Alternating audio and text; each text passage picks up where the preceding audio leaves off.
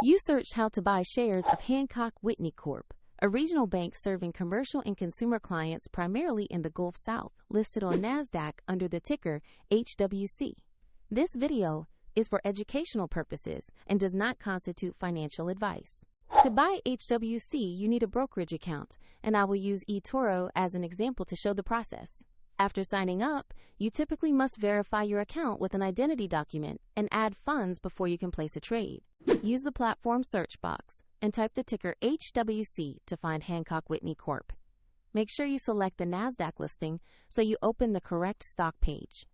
On the stock page, you will see basic company details, recent news, and a price chart to review recent movement.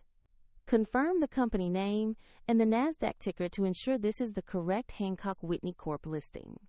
To invest, click the Trade or Buy button, enter the amount you want to invest, review your order settings, and then confirm. If the market is closed, your order may be queued or scheduled for the next open session, and if funds are insufficient, the platform will prompt you to add money before confirming. After execution, your HWC position will appear in your portfolio where you can monitor it. I include a link to eToro in the description if you want to visit the platform.